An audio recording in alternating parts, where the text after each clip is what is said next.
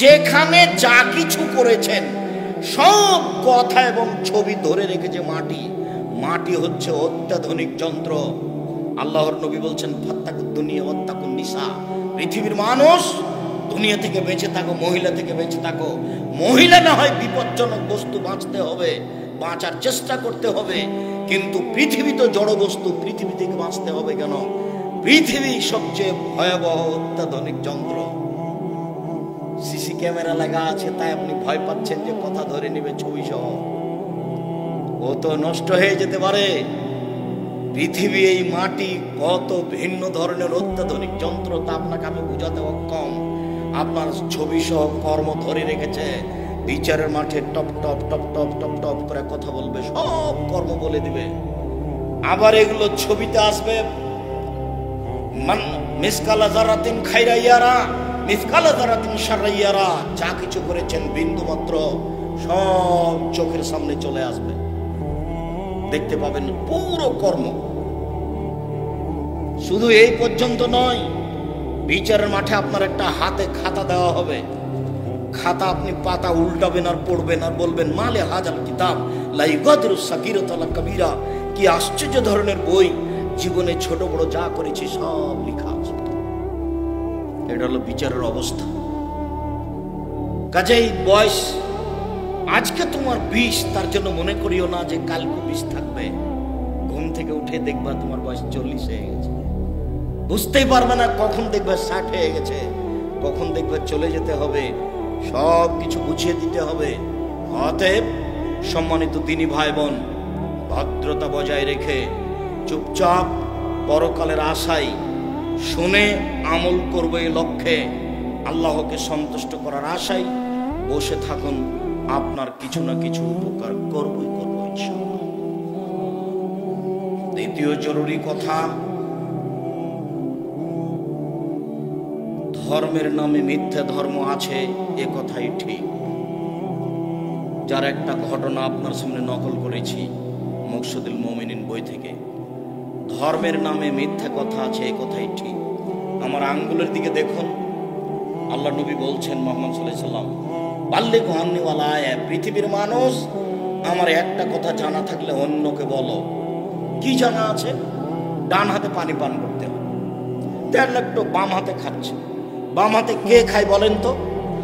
শয়তান। তো আপনি দেখার সাথে সাথে বলুন ভাই ভাই কিছু মনে নিয়েন না, ডান হাতে খান ভাই, ডান হাতে খান। ও মন খারাপ করতে পারে, কিন্তু আপনার সুলিও হবে না, আপনার ফাঁসিও হবে না। যদি আপনি তাকে ডান হাতে খেতে বলেন, তাহলে কি ও মামলা করে সুলি দিতে পারবে, ফাঁসি দিতে পারবে? মন খারাপ করতে পারে। এতটুকু বলতে পারে যাও তোমার ধর্ম তুমি মানো, এখানে সে ঢং দেখাও কেন, এটা বলতে পারে। কেননা এটা বাঙালির স্বভাব। সৌদি স্বভাব বলে একটু বলতো না, চুপ থেকে যেত, মানবে না হয় মানবে। খুচরা কথা তারা বলে না, বলা প্রয়োজন মনে করে না। খুচরা কথা বলা আমাদের স্বভাব। আর একজনের পিছনে লেগে থাকা আমাদের স্বভাব।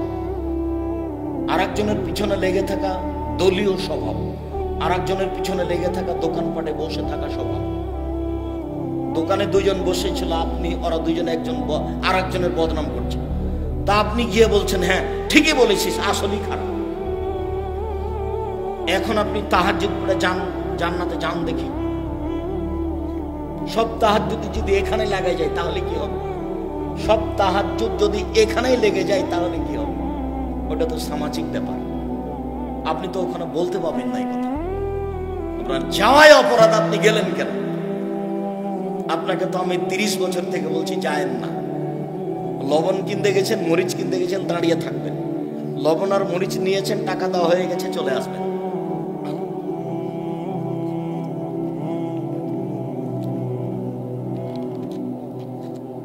আমার একটি কথা জানা থাকলে অন্যকে বলো। 2, ওয়াহাদিসুন বানি ইসরাঈল আল হারাজ। বানি ইসরাইলের কাহিনী বলো, কোনো দোষ নেই। বানি ইসরাইলের কাহিনী সত্য বলতে হবে, মিথ্যে নয়। বানি ইসরাইলের কাহিনী যেমন আপনাকে একটা বাক্য দেখায়। ইশতারা রাজুলুন মিন রাজুলিন আকারান। একটা লোকের কাছে জমি কিনে নিয়েছিল। ফাওয়াজাদা ফি আকারিহাল জাররা। জমি কিনে নিয়ে যখন জমি চাষ শুরু করেছে, তাতে একটা স্বর্ণের পাতিল পেয়েছে।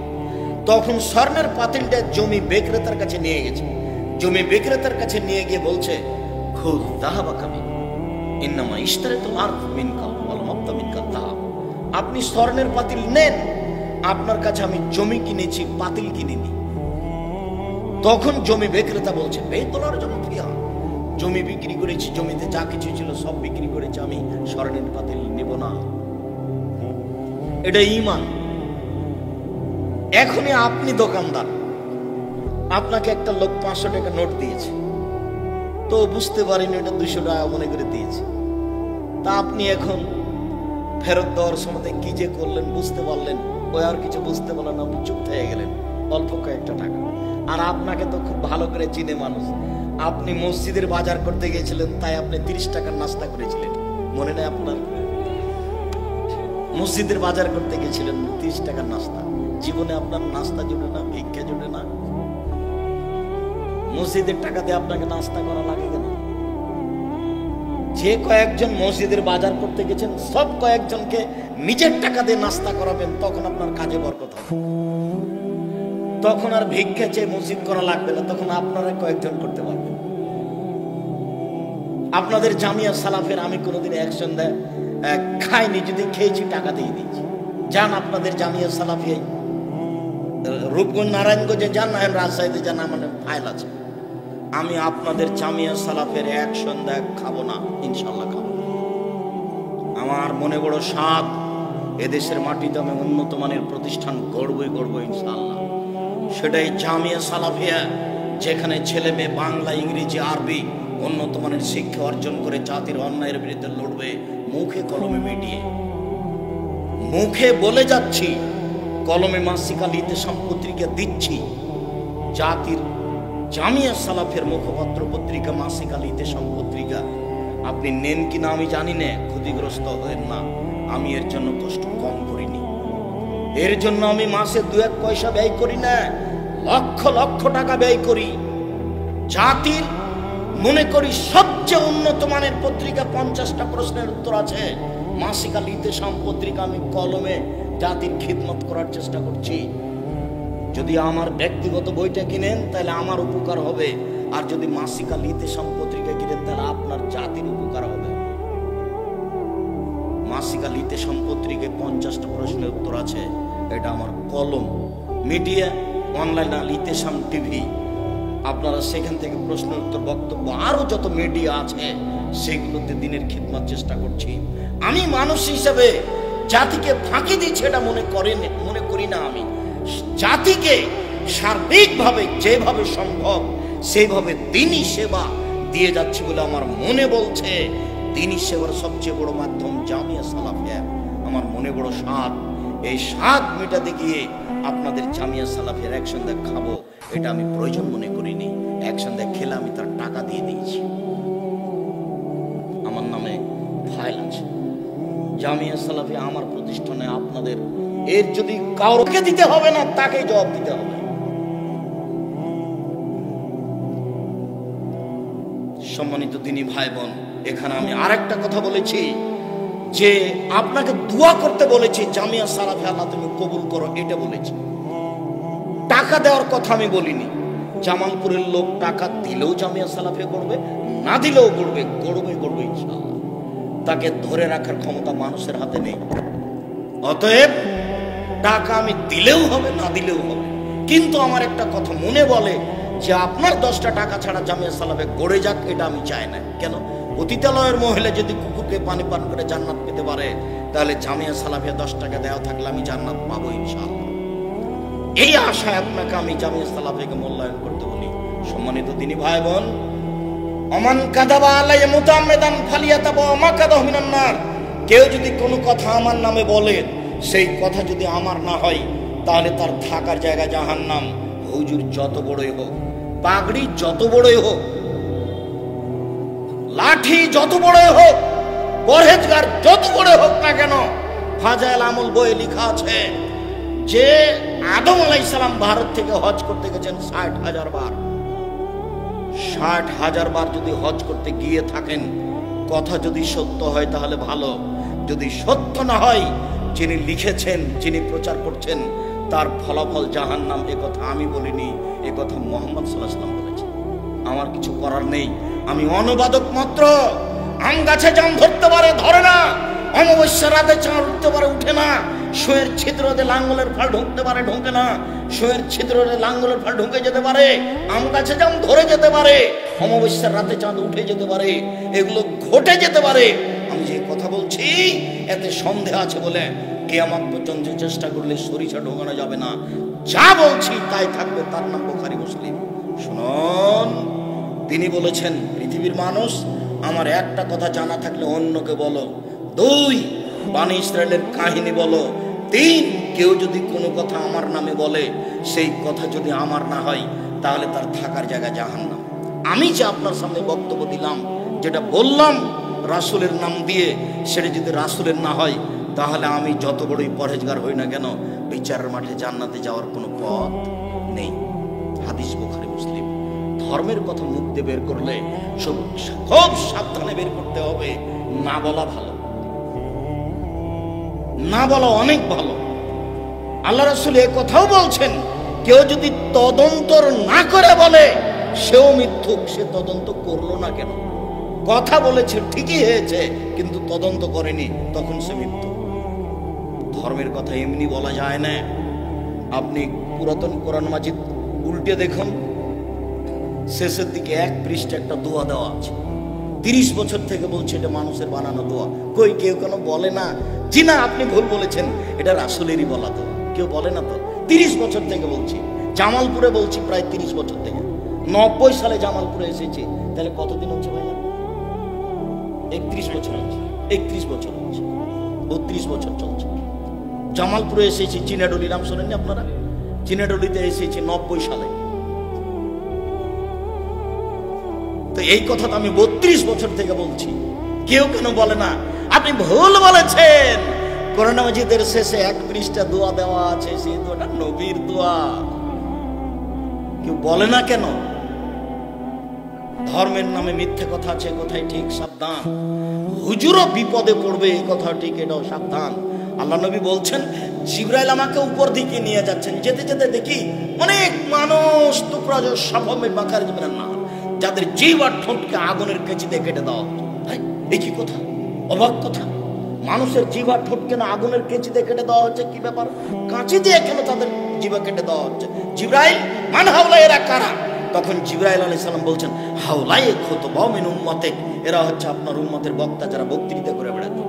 নেন দেখি এবার ফায়সালা আমার না ফায়সালা মুহাম্মদ সাল্লাল্লাহু আলাইহি ওয়াসাল্লাম, মুহাম্মদ সাল্লাল্লাহু আলাইহি ওয়াসাল্লাম। হুজুর কত বড় বিপদে, হুজুর নিজেই জানে না। হুজুর মুখ ফাটিয়ে বুক ফাটিয়ে একবারে থুথির জোরে বক্তব্য দিচ্ছে জাতির সামনে। সত্য মিথ্যা তার বিবেচনা নাই। হুজুর জাহান্নামে চলেই গেছে, হুজুর বুঝতে পারেন।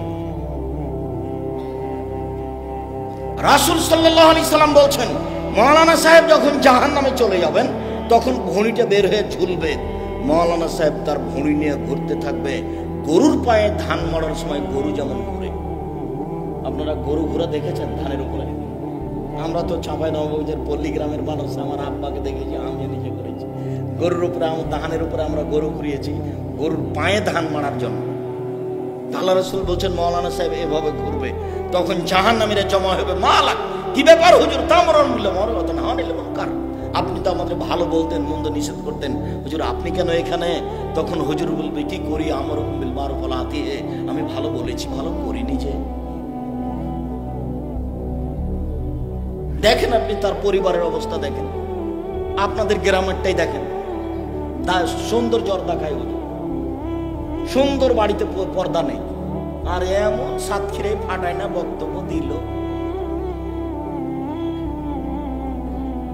আমি বলিনি এই কথা, মুহাম্মদ সাল্লাল্লাহু আলাইহি ওয়াসাল্লাম বলছেন যে হুজুরের অবস্থায়।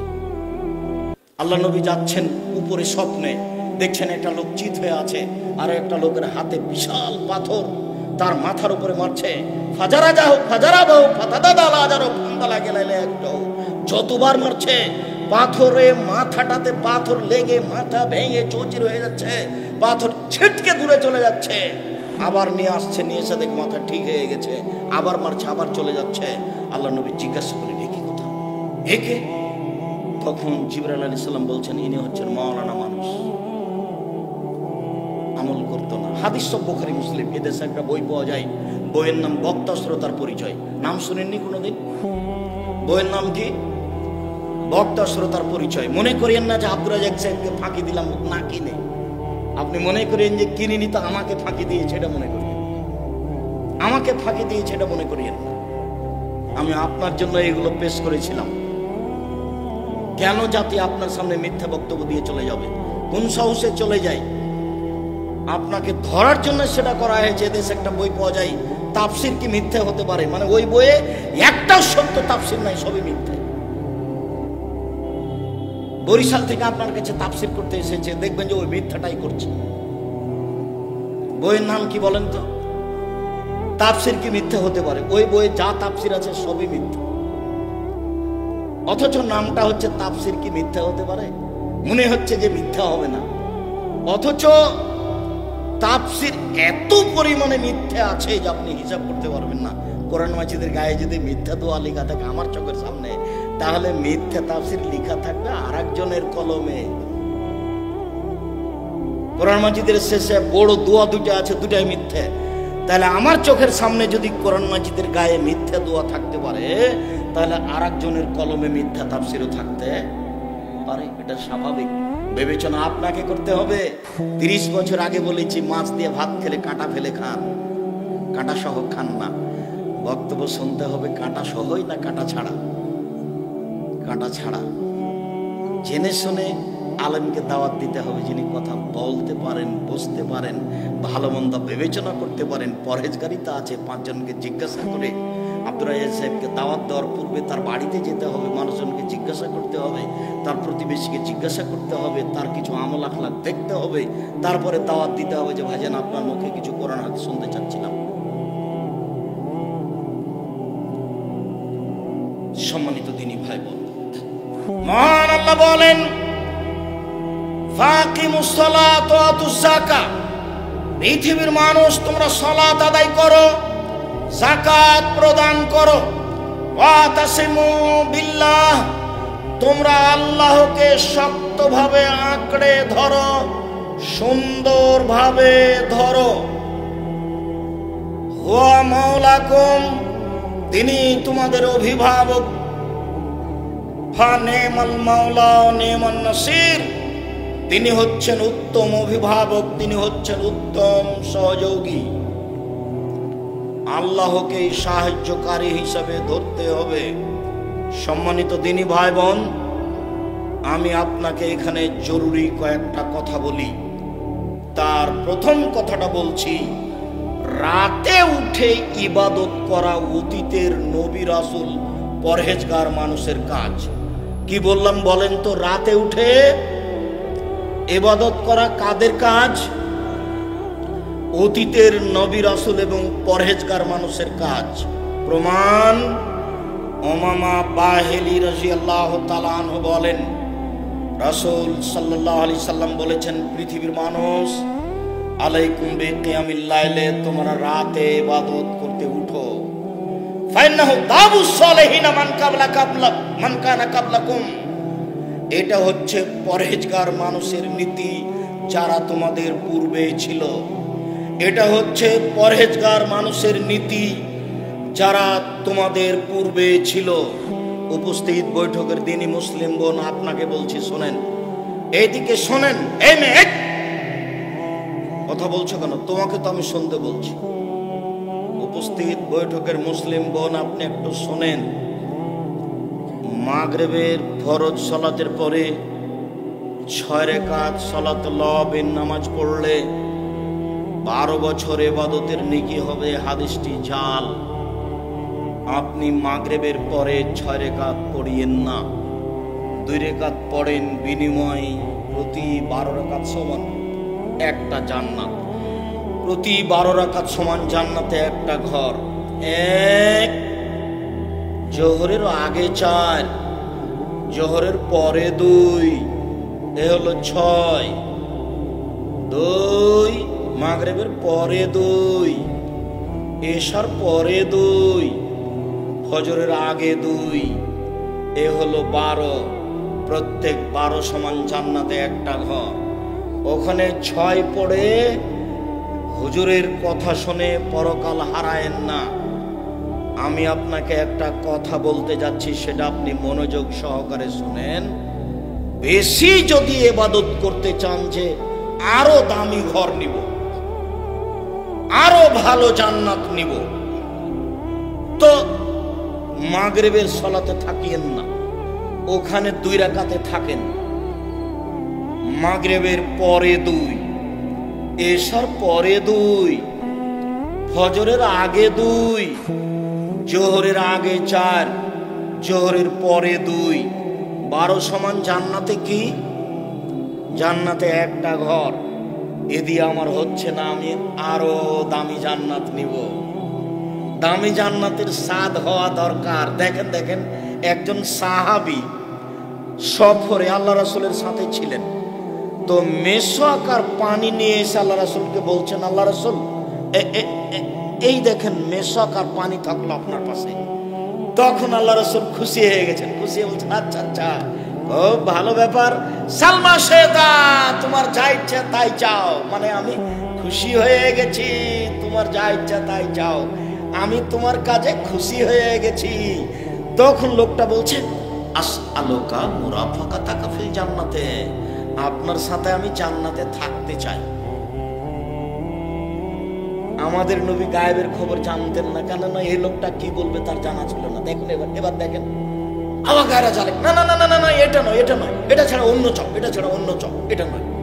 কেন? উনি তো একটু আগে বললেন যে সালমা শেতা, তোমার মন যা চাই তাই চাও। তো ঠিকই চেয়েছে। আমাদের জামালপুরে বাড়ি না হলে আমরা বলতাম যে 20 বিঘা জমি দেন, আর ঢাকা শহর একটা বাড়ি দেন, নাকি এরকম একটা মনের সাথ থাকতো। তো উনি বলছেন যে আপনার সাথে জান্নাতে থাকতে চাই। তখন আল্লাহ রাসূল বলছেন, না না না না, এটা নয়, এটা নয়, অন্যটা অন্যটা অন্যটা। তাহলে আল্লাহ রাসূলের জানা ছিল না যে ও কি বলবে, বুঝাতে পারি না কথা। তখন আল্লাহ রাসূল যখন বললেন যে অন্যটা চাও, অন্যটা চাও, তখন লোকটা বলছে, হোয়া যাকা, ওটাই চাই, অন্য চাই না, ওটাই চাই। এবার দেখেন আল্লাহ রাসূল বলছেন, আইন্নী বিকাসরাতিস সুজুদ, তাহলে রাতে বেশি বেশি সালাত আদায় করে আমাকে সাহায্য করো, আমি তোমাকে এমনি এমনি পাশে রাখতে পারবো না, এইটা আমার পক্ষে সম্ভব নয়। পৃথিবীর সবচেয়ে বড় দামি মানুষ, এত বড় পাওয়ারফুল মানুষ আল্লাহ সৃষ্টি করেননি। জান্নাতের গেটে লেখা আছে সর্বপ্রথমে যিনি জান্নাতে ঢুকবেন তিনি হলেন মুহাম্মদ সাল্লাল্লাহু আলাইহি সাল্লাম। যেদিন বিচারের মাঠে কেউ কথা বলতে পারবে না, এমনকি ইব্রাহিম আলাইহিস সালাম এত দামি মানুষ, ইব্রাহিম আলাইহিস সালাম এত দামি মানুষ, জিবরাইল আলাইহিস সালাম বলছেন আমাদের নবীকে, মুহাম্মদ হুয়া ইব্রাহিম হুয়া আবুকা ফাসালাম আলাইহি, মুহাম্মদ এই যে সপ্তম আকাশে ইনি আপনার বাপ, ইনি ইব্রাহিম, আপনি তাকে সালাম দেন। তখন আমাদের নবী একটু আগে গিয়ে বলছেন, আসসালামু আলাইকুম আবি, আব্বা আপনাকে সালাম। তখন ইব্রাহিম আলাইহিস সালাম বলছেন, ওয়া আলাইকাস সালাম ইবনি সালেহ নবী সালেহ, ও আমার সৎ ছেলে, তোমাকেও সালাম। তাহলে ইব্রাহিম আলাইহিস সালামকে উনি বলছেন আব্বা, আর ইব্রাহিম আলাইহিস সালাম বলছেন তুমি আমার ছেলে, তোমাকেও সালাম। তাহলে দেখেন তো এখানে ইব্রাহিম আলাইহিস সালামের কত সম্মান। আবার আল্লাহ বলছেন ইব্রাহিম হচ্ছে আমার খালিল বন্ধু। এরপরেও ইব্রাহিম আলাইহিস সালাম বিচারের মাঠে আমাদের সামনে বলবেন,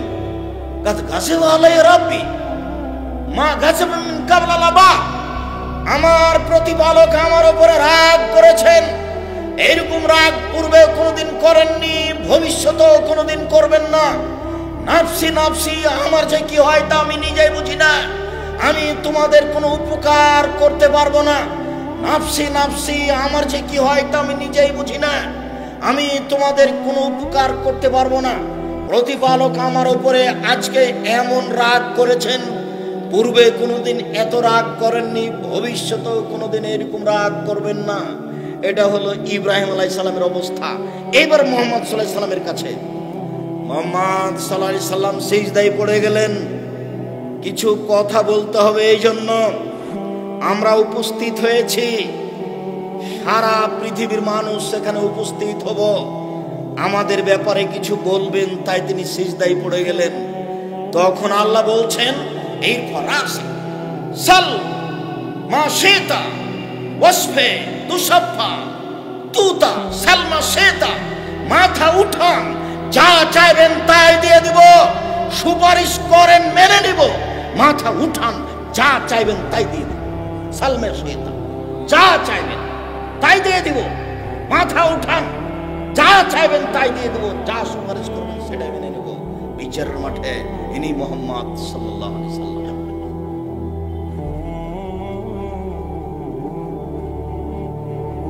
ইনি একজন মানুষকে সাথে নিয়ে যেতে পারবেন না, বুঝাতে পারি না মনে হয় আপনাকে। উনি বলছেন যে আমার সাথে থাকতে হলে কি করতে হবে? রাতে একটু তাহাজ্জুদ পড়তে হবে, রাতের সালাত আদায় করতে হবে, তাছাড়া আমার সাথে থাকা যাবে না। মাগরিবের 6 রাকাত পড়লে পরকাল হারাবে, ওটা বিদআত। আপনি যদি বেশি কিছু করতে চান তাহলে চুপ থাকেন একটু পরে। এবার চলেন, রাতে উঠার আশায় কিছু বলতে হবে। রাতের ব্যাপারে আয়েশা রাদিয়াল্লাহু তাআলা আনহা বলেন, কানান নবী সাল্লাল্লাহু আলাইহি সাল্লাম ইসাল্লি মা বাইনা ইয়াফরগা মিন সালাতিল ইশা ইলাল ফজর 11 রাকা। আল্লাহর নবী এশার সালাতের পর থেকে নিয়ে ফজরের সালাত পর্যন্ত সময়ে 11 রাকাত সালাত আদায় করতেন। ইসাল্লামু মিন কুল্লি রাকাতাইনে, প্রত্যেক 2 রাকাত পড়ে সালাম ফিরতেন। ওয়াইউতরে বিওয়াহিদা, তবে শেষ রাতে 1 রাকাত বিতর পড়তেন। আয়েশা রাদিয়াল্লাহু তাআলা আনহা বলেন, কানান নবী সাল্লাল্লাহু আলাইহি সাল্লাম ইসাল্লি বিল লাইলে আও মিনাল লাইলে 13 রাকা। আল্লাহর নবী রাতে 13 রাকাত সালাত আদায় করতেন। ওয়াইউতিরু বিখামসিন মিন জালিকা, এই 13-র 5 রাকাত ছিল বিতর। লা ইয়াজলিসু ফি শাইইন ইল্লা ফি আখিরিহা, এক টানা 5 রাকাত বিতর পড়তেন। সম্মানিত দিনী ভাই বোন, 1 রাকাত বিতর, 3 রাকাত বিতর, 5 রাকাত বিতর, বাকি হলো 8 রাকাত তাহাজ্জুদ। যদি 11 রাকাত সালাত থাকে তাহলে 3 রাকাত বিতর, 8 রাকাত তাহাজ্জুদ। যদি 13 রাকাত সালাত থাকে তাহলে 5 রাকাত বিতর, 8 রাকাত তাহাজ্জুদ। যদি 9 রাকাত সালাত থাকে তাহলে 8 রাকাত তাহাজ্জুদ, 1 রাকাত বিতর। যদি 7 রাকাত সালাত থাকে তাহলে 6 রাকাত তাহাজ্জুদ, 1 রাকাত বিতর। সর্বনিম্ন এই, তবে সর্বনিম্ন 4ও পড়া যায়, সর্বনিম্ন 2ও পড়া যায়। রাসূল সাল্লাল্লাহু আলাইহি সাল্লাম বলেন, কেউ যদি রাতে উঠে নিচে উঠে স্ত্রীকে জাগায়, 2 জন মিলে 2 রাকাত রাতে সালাত আদায় করে, তাহলে কুতিবা মিনাজ যাকিরিনা ওয়া যাকিরাত, তাদের তালিকা চলে আসবে ওদের মাঝে যারা রাতে তাহাজ্জুদ পড়ে, যারা রাতে আল্লাহকে ডাকে। কেউ যদি রাতে 2 রাকাত সালাত আদায় করে তাহলে ওদের নাম চলে আসবে ওই তালিকাতে, যারা রাতে তাহাজ্জুদ পড়ে, যারা রাতে সালাত আদায় করে, যারা রাতে জিকির আজকার করে। বুঝাতে পারিনি মনে হয়? এই ছেলে বলো তো তুমি কি বললাম এখন, যেটা আল্লাহর নবী বললেন? এই ছেলে তুমি বলো, এই ছেলে তুমি বলো।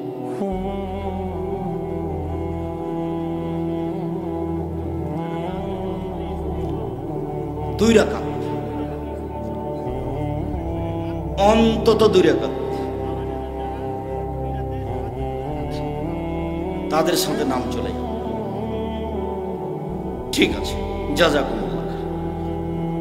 কত মানুষ, আল্লাহ বলছেন ও আখিরুল আযকানি ইয়াবকুনা ইয়াদুম খুশুআ, পৃথিবীতে হাজারো মানুষ রাতে কেঁদে লুটিয়ে পড়ে, তাদের কান্নার শব্দ তাদের ভয় ভীতিকে আরো বেশি করে দেয়। হাজারো লাখো কোটি মানুষ রাতে কেঁদে মাটিতে লুটিয়ে পড়ে, কিন্তু আমি তো রাত 2টায় ঘুমিয়েছি। আমার হাতে তো মোবাইল আছে। এই ছেলে শোনো, একদিন চাঁপাইনবাবগঞ্জে বক্তব্য দিচ্ছিলাম, দিতে দিতে বলেছিলাম যে ডুলি বিবি শব্দটাতে আজকে পেশাব করে দাও। ডুলি বিবি চাঁপাইনবাবগঞ্জে বলে পরের সাথে অনেকগুলি মেয়ে যায় বিবাদে।